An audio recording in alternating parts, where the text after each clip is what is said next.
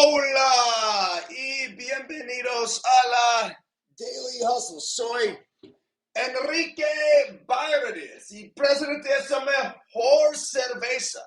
No Abate por No Filter Network. Will the Thrill Clark, not with us today.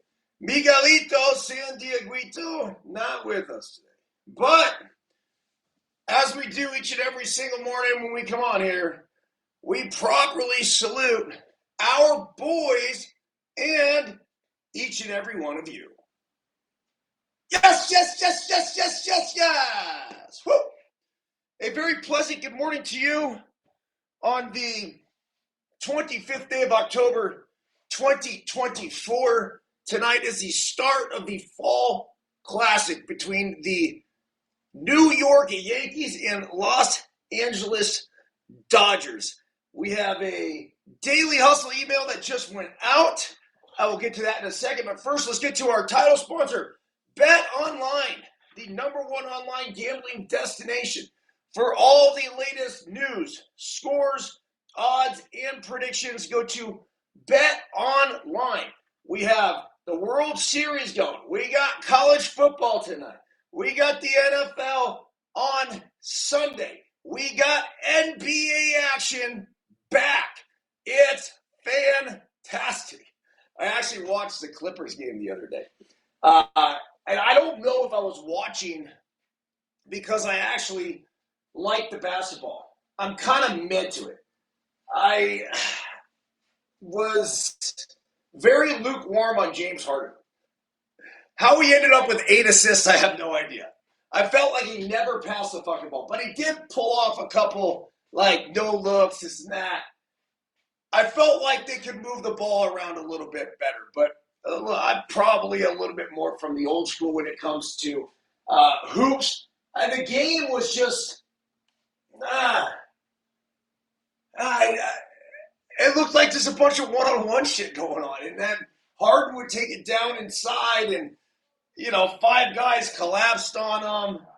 That new Intuit Arena, though, that Steve Ballmer built, it is next level. This is like nothing I've ever seen. Super fucking cool. They have the fan wall, everything else. So, nonetheless, Bet Online. That's where you want to go and lay all of your action if that is your thing.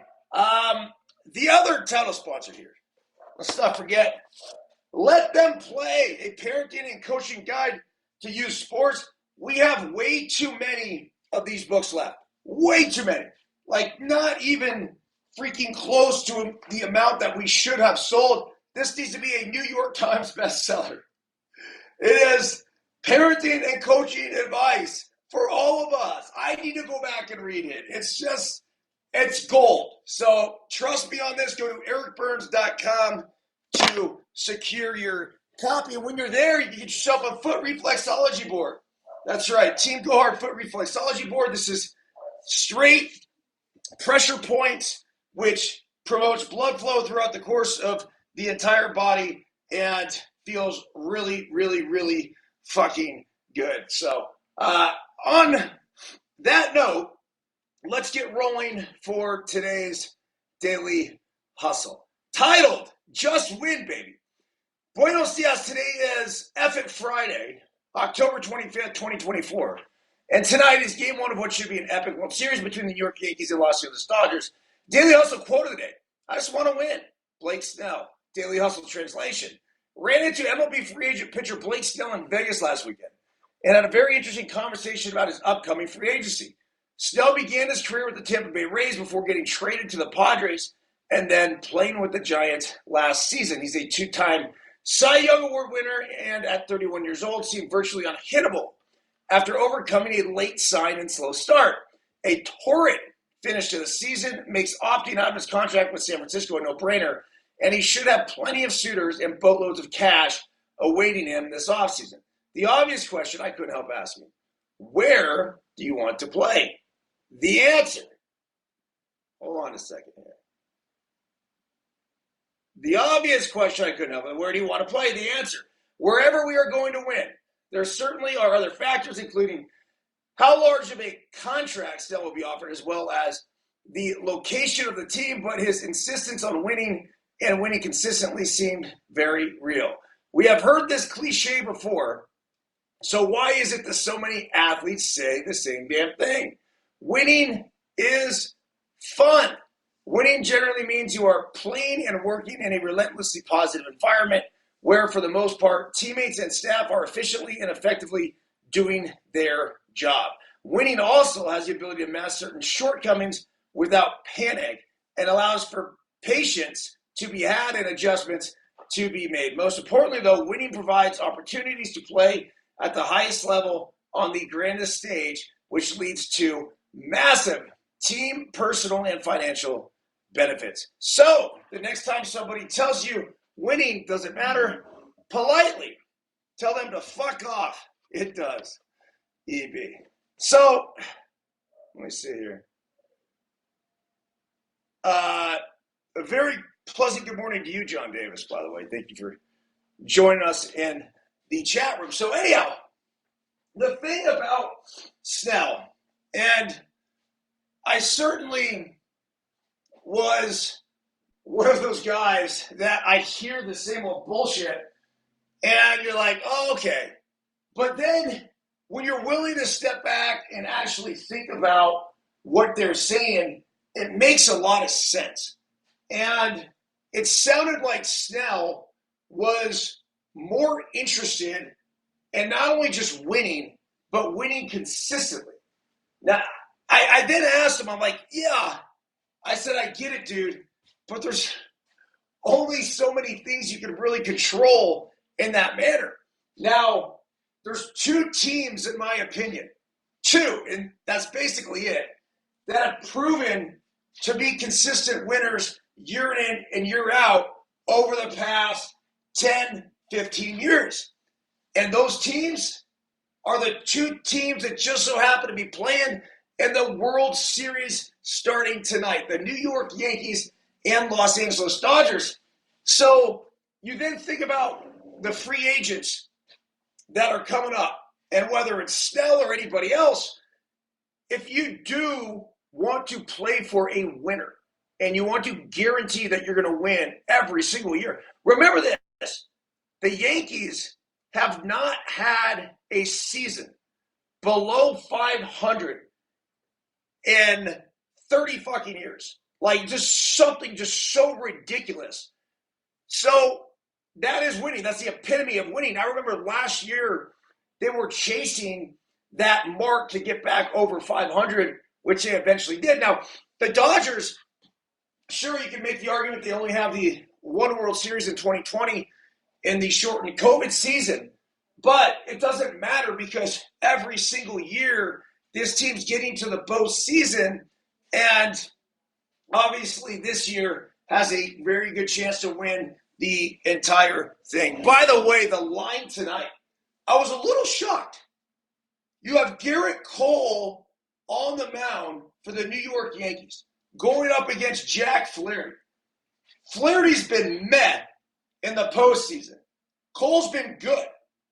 Garrett Cole, from a stuff perspective, Sparley saying would outrate Flaherty.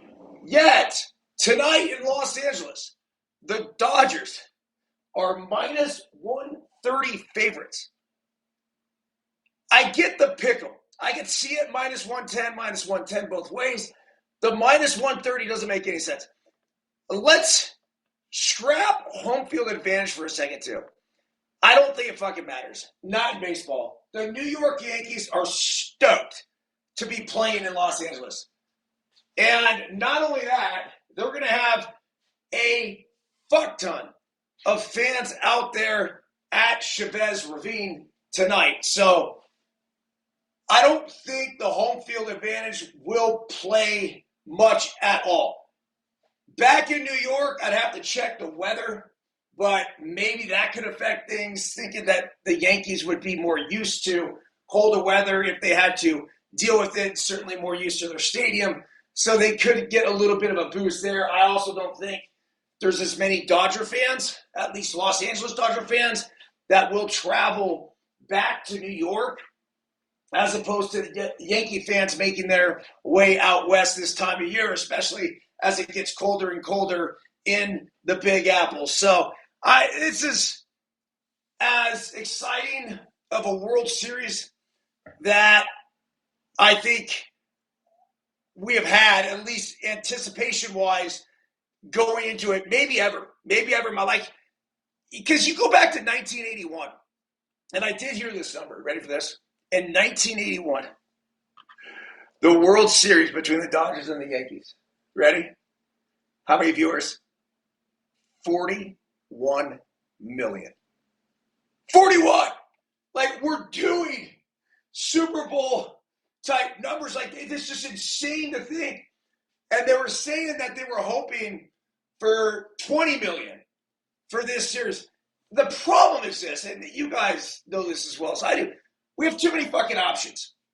Like back then, you had 3 stations. So it was CBS, NBC, Fox, and that was basically it. I didn't even know Fox was there yet. It was just your options were so limited. And now, even if they play on Big Fox and all this stuff, like, dude, some people it's hard to even get normal TV. I'm trying to figure this thing out as we go, right? Where I'm watching every game. You know, last night's football game, I couldn't fucking find it. And I guess it was on Amazon Prime, but our internet's down, and so that's a huge issue. And by the way, if I'm doing this show and I'm talking to myself and nobody's here or listening or you can't hear, well, reps are good, so I'll at least practice, and this will make me a better podcaster because I have no idea if this is even working. I have it running off of my phone. I have my iPad behind it, so as you see like a little jiggle when I touch the iPad, it's to get to the articles. And let's start right here with 5 storylines. The Yankees, Dodgers are square off the World Series. 5 storylines to watch.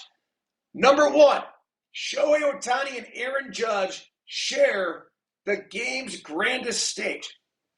So I actually did a start bench cut yesterday, and I tweeted this out. We did put it up on IG, and it's up on my story time now. In my humble opinion, and a lot of Dodger fans should get pissed at me because I do love Mookie Betts, and I very easily could have put him in this, but there are not 4 slots for start bench cut. There's only 3. And this is one of the greatest games ever because it started with these 3, and then it went on to cities, to cars, to everything. You do this with anything. Okay. So the 3 best players in this World Series, ready? Aaron Judge, Shohei Ohtani, Juan Soto. 1, 2, and 3. Uno, dos, tres. In no particular order. Start, bench, and cut all 3 of those guys. Now, the next question becomes, well, are we just talking for this World Series? Or are we talking for the next 10 years? I actually said it in terms of more of the immediate. For this World Series, start, bench, cut. Ohtani, Soto, Judge.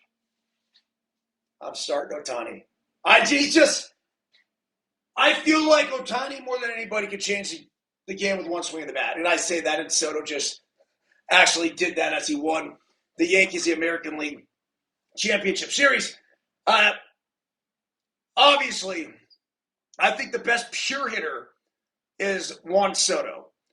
And then I do think that Judge could be absolutely lethal. But the issue with Judge is that he's been struggling. So this is a very what have you done for me lately sport.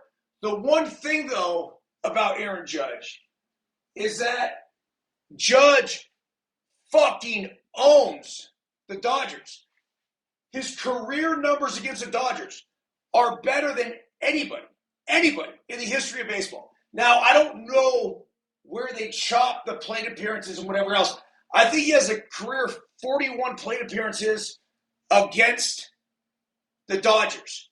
And he has 8 home runs. So maybe he just likes hitting in LA, playing against the Dodgers. There's only two pitchers that are on the Dodgers roster. One of those being Yamamoto, and the other one's Blake Trinan that he's had success against. Everyone else, even if they're still on the Dodgers roster, it doesn't matter because they're not active for this World Series. So what does that mean? I'm not quite sure, but it's going to be fun to see these superstars go at it. Okay, storyline number 2. Two maligned managers might actually be very good at what they do. Neither the Yankees' Eric Byrnes or Dodgers' Dave Roberts will ever be favorites to win popularity contests on social media.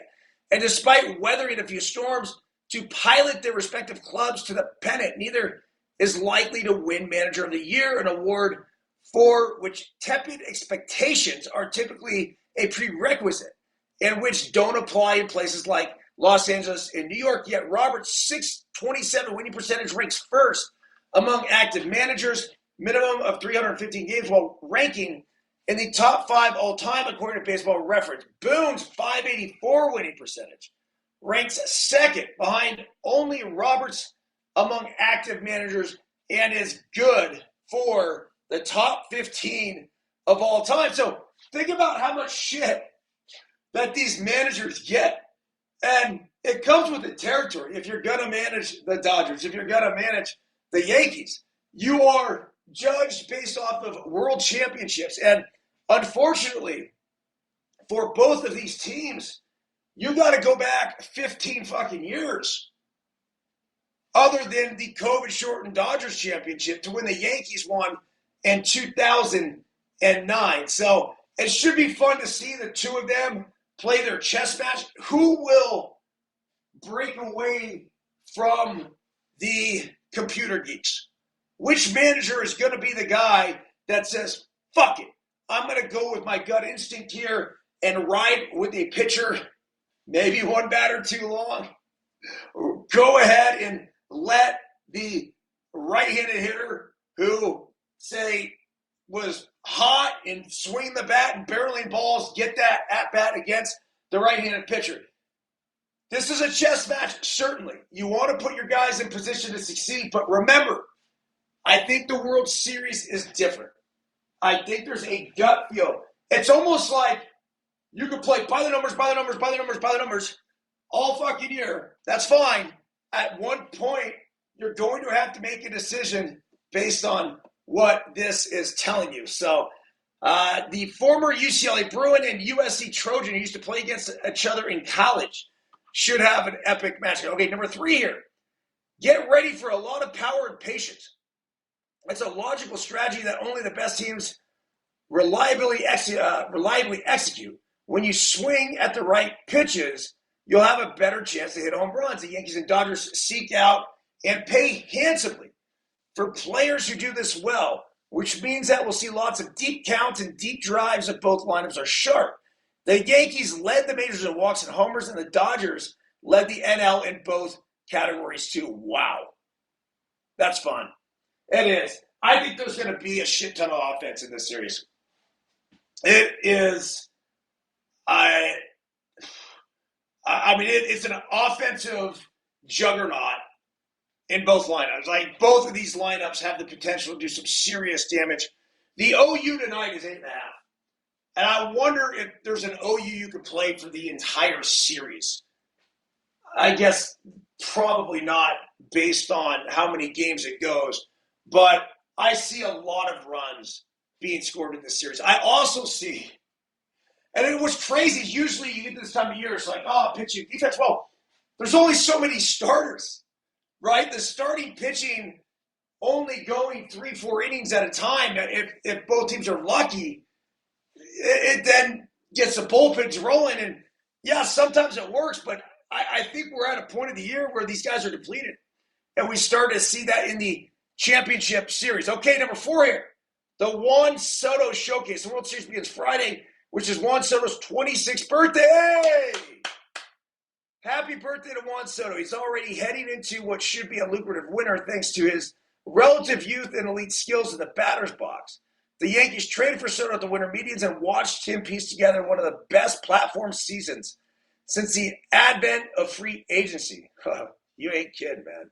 His October heroics should add only to his bank account. Last month, the Athletics contract guru Tim Britton projected that Soto's free agent deal could span 14 years and reach a value of $560 million. Perhaps the Yankees pay that price, or the Mets, or any other of the sport's most well-heeled franchises. But Soto has already emphasized in the postseason that he may be worth every penny. Okay, I think if you think that 560 is going to get it done, you're fucking crazy. I don't think there's a chance. I don't think he takes a dollar less than $701 million. Serious. He's going after Ohtani money. Now, the difference between Ohtani and Soto is Ohtani's deal was only for 10 years. So Ohtani, AAV, average annual value, that is $70 million, even though he's only making $2 million and he deferred all his money for later. I don't think it matters. I really believe that Juan Soto is going to want to break the bank. Scott Boras is going to want to put the feather in his cap. 701, so we could see a 14-year, $701 million deal just based on principle. I think that will be the going rate for Juan Soto. I think there's going to be multiple teams in that area. I would not be shocked at all if you see, obviously, the usual suspects. The Yankees will be there. The Dodgers will most certainly be there. The Mets will be there. And I won't be shocked if the San Francisco Giants will be there. If they were willing to go 700 with Shohei, which they were, then why would they not be willing to go 700 with Juan Soto? Look, Shohei certainly, I believe, has more value just because you still have the pitching element of things. Shohei is more of a DH. But then, look, if Shohei doesn't pitch, if he comes back and it's just like, okay, this isn't in the cards, you got to put this guy in the outfield. I mean, he's a fucking tremendous athlete. And I'm sure with some work, you could get him playing a Gold Glove center field if you need to. He flies, athletic, movements, like this. It's just a matter of reps. He just hasn't put the time in there. That's why at this point he's not seen as a great outfielder. It's just not enough time. All right, then number 5 here. It says, this time money talks. Is that good for baseball? When the Yankees eliminated the Guardians on Saturday night, the last 3 clubs standing, the Dodgers, the Yankees, and the Mets, were also 1, 2, 3 in payroll when the season began. It's true, of course, that money does not mean everything in life or in high variance. Short series world of MLB postseason, but this year at least, it has been a lot. The Dodgers and Yankees, of course, have been long among the game's highest spenders, and both clubs rode that spending to the best records in their respective leagues. Yeah, that's it. Look, I don't think that money will buy you world championships, but it'll buy you a playoff berth and a spot in the dance every single season. That's what the Dodgers and the Yankees have both proven by spending that money. It says, so get ready for lots of conversation about baseball's financial structure and business model. Critics will point to the vast payroll disparity between the biggest market clubs and the smallest. The Yankees spent more than $300 million this year, while the bottom 20 teams in payroll failed to even crack 200. Okay, nice, fair argument. Fair argument. One of the things I wanted to get into, and this is great. So we have a lot of San Francisco Giants fans here in No Filter Network, and they're saying that this one might be difficult to watch. Great article. It says San Francisco Giants fans might find the 120th World Series really hard to watch. The Brewers-Royals would have been far easier on the eyes and the psyche, even the Padres-Guardians. Instead, we have the grand poobah of matchups, West Coast versus East Coast, star power versus star power, MVP versus MVP, massive media market, versus massive media market. Huge spender versus huge spender. Hollywood versus Broadway. Los Angeles versus New York. The Dodgers versus the Yankees. The Dream World Series that Major League Baseball and Fox corporate sponsors have coveted and won that Giants fans bemoan. Game 1, Friday night, Dodger Stadium. The Dodgers won the NL pennant. All right, here it goes. Ready? It says here it's the most common World Series matchup in MLB history. Number 2 on the list, believe it or not, is actually the Yankees and the Giants. 7 times. Though we haven't seen one of those in 62 years. It says, excuse any Giants fans if they're not digging this Dodgers-Yankees final. They're bummed not just because the Dodgers are the Giants' fiercest rival dating to the early New York days, or because the Yankees are the East Coast version of the Dodgers, or because the Dodgers and Yankees fans fill up Orwell Park's lower bowl every time their teams visit San Francisco, or because these are the biggest, baddest, and bulliest ball clubs of the sport. It's also because of a bunch of what ifs. So here they are. This is why Giants fans are so fucking pissed that it's the Dodgers and the Yankees. What if the Giants had been the ones that signed Shohei Ohtani? What if the Giants had been the ones to sign Yoshinobu Yamamoto? What if the Giants had been the ones to sign Aaron Judge? What if the Giants had been the team that had been able to trade for Juan Soto? What if the Giants were the ones that had been able to trade or sign Giancarlo Stanton? I mean, geez, the Gigantes have been in on all of them. So terrific job by John Shea, friend of the program, bringing all this up. It is somewhat comical.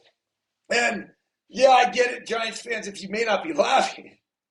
But this now becomes that much more important when you start talking about Blake Snell and his impending free agency, Juan Soto and his impending free agency. So we shall see what ends up happening in not only this series, but then in the offseason. This has been a fight, an absolute fight in the free agent market. And the Giants are losing this fight. They are. So, I mean, what are the ways to make up for that? Trades, minor league development. You have those guys for 6 years. San Francisco apparently is not a desirable place to play, especially for position players. That's why it was so big that they were able to get Matt Chapman and get him to sign that deal. Okay. Last thing I kind of want to get to here, something interesting, an article out of the Houston Chronicle. Brian Cashman went on to High Heat yesterday, Christopher Mad Dog Russo's show. And they were going back and forth, and Cashman had mentioned, yes, can I help you, honey? Why do you need my driver's license? My driver's license would be my wallet, which would be in my pickleball bag in the side pocket. There you go. Good morning. Apparently she's not watching the Daily Hustle. So, where was I? Oh, so he goes on High Heat yesterday. And Russo brings up the fact that it'd been 15 years since the Yankees had been to the World Series and won the World Series. And Cashman's response was, I hate the 15-year thing because it completely forgets and discounts that some other organizations cheated us when we were all the way in the end. Cashman told Russo, if you knew what was going on, I don't think they would be advancing during that time. I think we would have been advancing. I hate that 15-year thing because I don't think it accurately reflects history. Oh, man. Cashman also bristled at anyone saying the Yankees had an easy path to the World Series, beating the Royals and Guardians and avoiding the Astros, who were eliminated by the Tigers and failed to make the ALCS for the first time since 2016. I'm going to disagree with Cashman here. You could not have dreamt of a better path to the World Series than the Guardians and the fucking Tigers. I mean, think about that. The Royals, okay, let me take this back. Cashman also bristled at anyone saying the Yankees had East Path to the World Series. Beat the Royals and the Guardians. The Royals and Guardians. If I had told Cashman before the season that's who you have to face going into the postseason to get to the World Series, he'd be doing cartwheels around Manhattan. I mean, fucking serious? The Royals, who nobody expected them to be even a playoff team. The Guardians, they weren't really expected to be a playoff team in Steven Vogt's first year. Yet they were. Now, the other best team in the American League, as people would argue and tell you, especially with history on their side, is the Astros. So, Cashman bitching about what happened in 2017, dude, shut the fuck up. We don't need to hear that. It's over. It's done. I don't know how many other teams were cheating too, because we heard the Red Sox were cheating. We figured that out, right? And I sure as hell know that if the Red Sox were doing something, I got to imagine the fucking Yankees were doing it too. How they were getting the signs, when they were getting the signs, how they were relaying the signs, how often they were relaying signs, I have no idea. But this shit still goes on in different ways, whether it's pitchers tipping, whatever. So, anyhow, I don't think now is the time or place. Cashman should have said, hey, we're thankful for the opportunity to go back to the World Series. Yes, it's been a while. One of the things we pride ourselves on is being consistent winners. We've been above 500 for 30-something years. And that puts us in position to have success. Finally, this year, the boys were able to go out there and take care of it. Remember this, the Yankees, they just haven't played anybody. They haven't played anybody. They haven't. There's no other way to put it. And it's no discredit to the Royals or the Guardians. But neither one of those are juggernauts. Not even close. I think the Tigers could have given them a better game. So, it was a fun series to watch. And certainly the Guardians, were a really good team. But it's just, yeah, we'll see. It's probably why I give the Dodgers the advantage in this series. Okay, one other thing here I wanted to get to. As I don't know if we want to do a position by position breakdown. It sounds awfully aggressive. But I do want to get into this. World Series ticket prices selling for twice as much as 2023. Of course. I'm surprised it's not 5 times as much.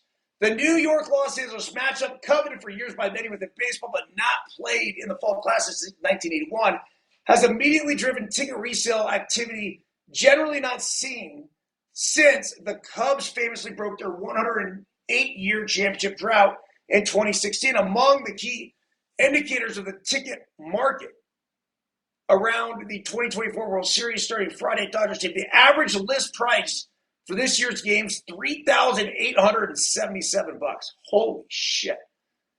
Demands for games 1, 2, 6, and 7 at Dodger Stadium is robust, averaging $3,146 according to Ticket IQ. But it's even greater for games 3 and 5 at Yankee Stadium, averaging $4,875, a figure more expensive than 8 of the last 15 Super Bowls mic drop. Holy shit. People want to see it. You may not say you wanted this matchup, but you fucking did. How do I know? The ticket prices tell me. How do I know the TV ratings are going to tell me? There are going to be more people interested in this World Series than we've seen in a very, very long time. All right. Here's the position by position breakdown. You asked for it. No, you didn't. I'm going to give it to you anyway. What is she doing? I have a do not disturb on this thing. I'm in the middle of a show. My wife's on the other side of the glass saying, enter your passcode. I did not get a passcode. My cell phone has do not disturb on it right now as I'm in the middle of a show. Ah! Hold on. Let me see if this is even possible. And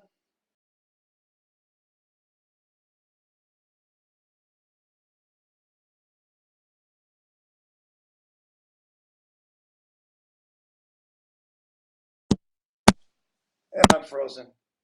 Or I'm back. One or the other. All right.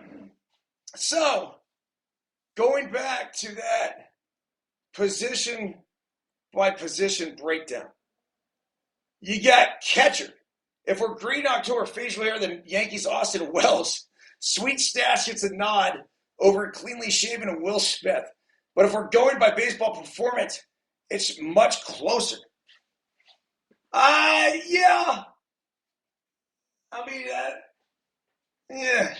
Wells had a season that will earn him a lot of Rookie of the Year love, grading out fourth in fielding run value among catchers minimum 500 innings with a plus 13 mark and contributing a solid 103 OPS, plus 3% better than average. But his September and postseason struggles, 091 average, 349 OPS, necessitated a move to the 8-hole for the Game 4 of the ALCS, when, of course, he homered. Smith didn't grade out well defensively, but significantly improved his performance, throwing out opposing runners with an NL best 33% caught stealing rate. That's huge with the new bases. And the fact that they can only pick off twice before being called for a balk. And though he struggled in the second half, Smith's 116 OPS plus was fifth best among catcher qualifiers in that regular season. He's gone deep a couple times in October and has more experience. Certainly, I would give the advantage to the Dodgers. First base, Freddie Freeman is playing on a bum ankle. Anthony Rizzo is playing with two fractured fingers. They give the advantage here to the Yankees. I don't know. If anything, it's a toss-up. And, Freddie Freeman overall is still the better hitter. I would actually go the other way or call it a draw. Second base, you got Gleyber Torres and Gavin Lux. Torres slash 292, 361, 419. Lux 304, 390, 508. They grade out very similarly on a defensive scale. Just look at the slash lines. You got to go with Lux. It says, but Torres has been the igniter in October, getting on base from the leadoff spot at 400 clip. Lux has a 592 OPS in October. Yeah, but this is a World Series. Like what you've done in the past, I think, if anything, I would look back at a regular season to judge that even more than I would just the postseason. Now, Tommy Edman, for example, that's a guy that I'll say, okay, he's hot as shit, right? And somebody I may ride. So the shortstop position here, New Jersey native Anthony Volpe attended the Yankees 2009 World Series parade as a young fan, and his strong 310 average and 459 OBP in the postseason is evidence of him settling in.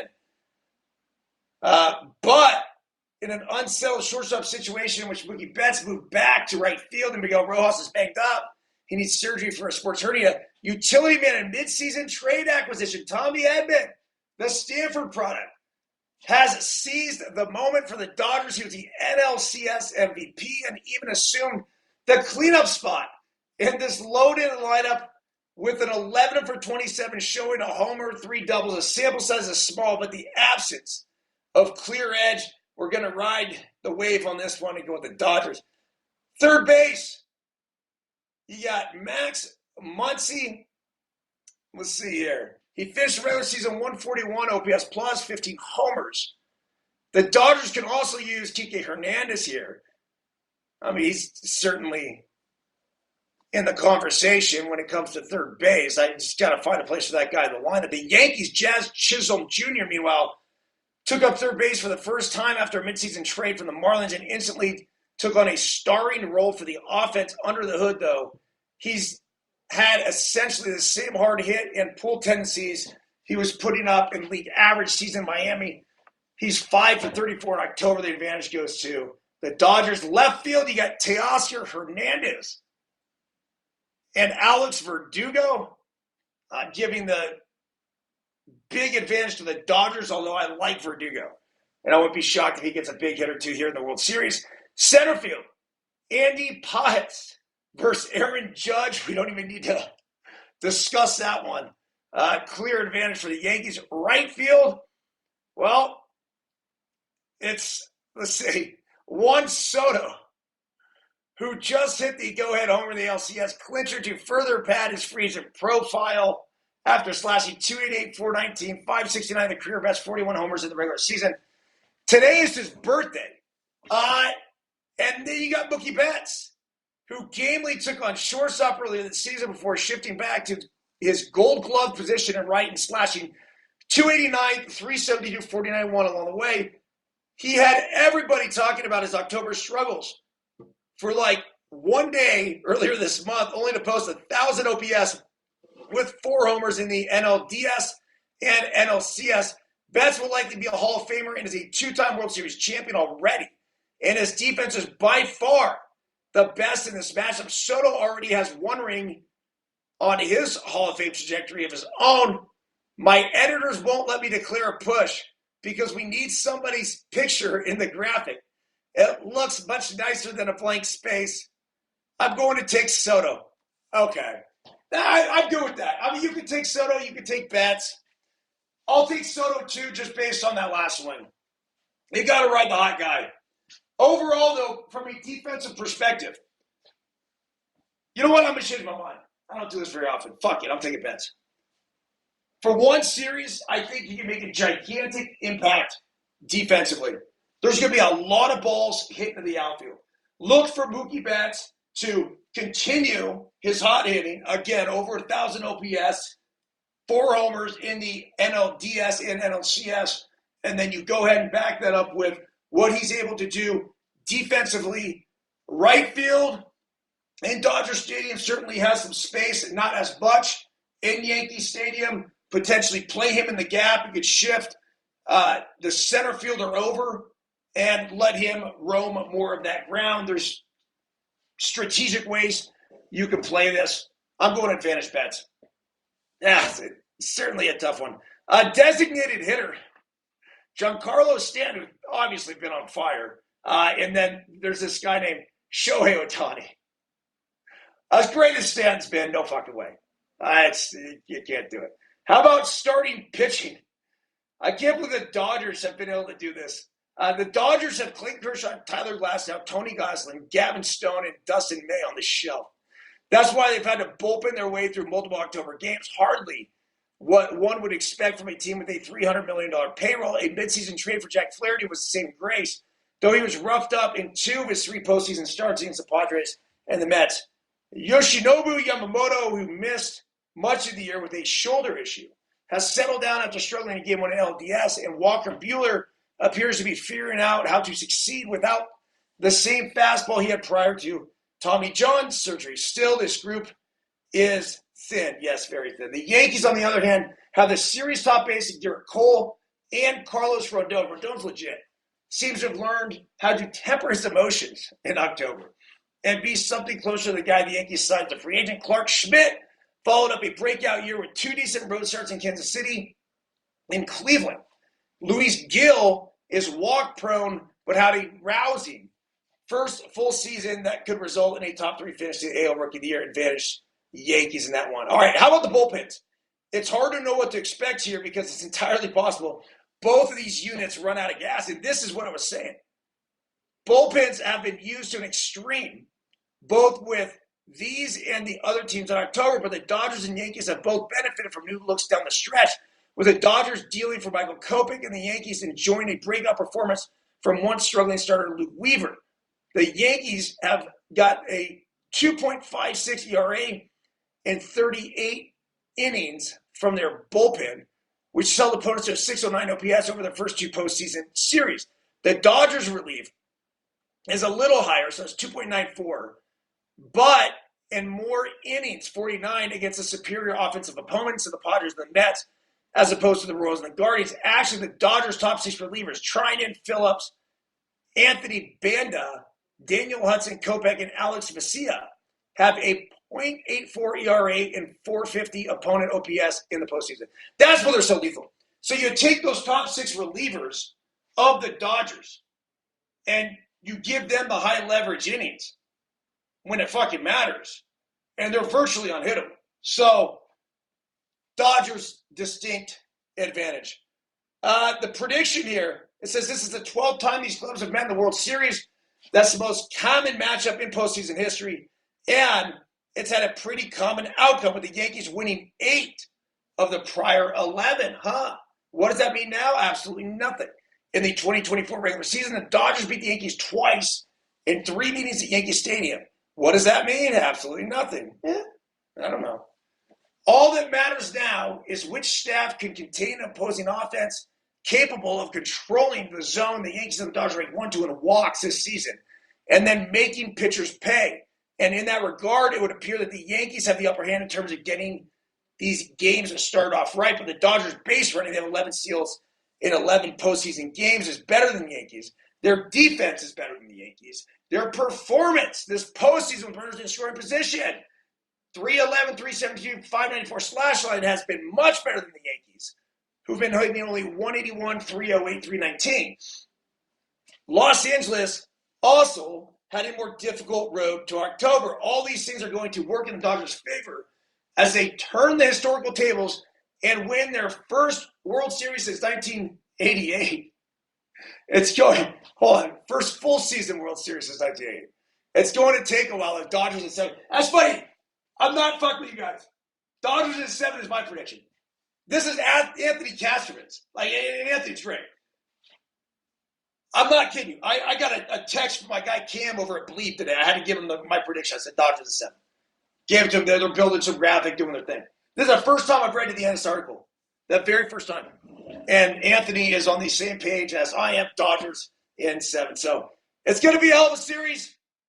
As sports fans, let's just kind of step back and enjoy the series, enjoy the ride. Look for alternative broadcasts coming, whether it's tonight, potentially tomorrow. Got a pickleball tourney I'm playing in, so got to try to navigate that. But I get some free time. I certainly will come on here. We'll get it firing in the background. And happy World Series, folks. Have a great weekend. That's it. See ya.